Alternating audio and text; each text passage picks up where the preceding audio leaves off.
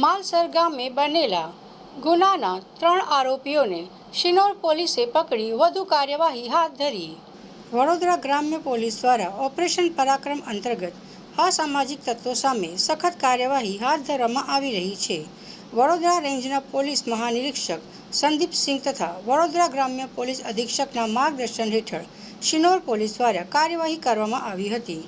ગત 10 મે 2026ના રોજ માલસર ગામે બનેલા બનાવમાં આરોપીએ ફરિયાદીના ઘરે જઈ જાહેરમાં ગાળો બોલી મારામારી કરી હતી તેમજ જાનથી મારી નાખવાની ધમકી આપી હતી.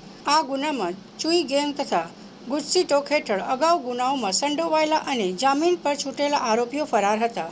શિનોર પોલીસ ઇન્સ્પેક્ટર આર વસાવાના માર્ગદર્શન હેઠળ અલગ અલગ ટીમો બનાવી તપાસ હાથ ધરવામાં આવી હતી. ઇન્ટેલિજન્સના આધારે પોલીસે જામીન પર છૂટેલા અરુણ જયેશભાઈ માછી અને રવિ ઉર્ફે કાળિયો સુભાષભાઈ માછી સહિત અન્ય એક આરોપીને મળી કુલ 3 આરોપીઓને ઝડપી પાડ્યા હતા. પકડાયેલા 3 આરોપીઓ પૈકી 2 સામે વડોદરા શહેર અને ગ્રામ્ય વિસ્તારમાં હત્યાના પ્રયાસ, મારામારી, પ્રોહિબિશન તેમજ ગુજસી ટોક સહિતના અનેક ગંભીર ગુનાઓ નોંધાયેલા હોવાનું તપાસમાં બહાર આવ્યું છે. આ સમગ્ર કામગીરીમાં PIRR Vasava, ASI Prakashbhai, head constable Girishbhai તેમજ પોલીસ કોન્સ્ટેબલ સવાભાઈએ મહત્વની ભૂમિકા ભજવી હતી.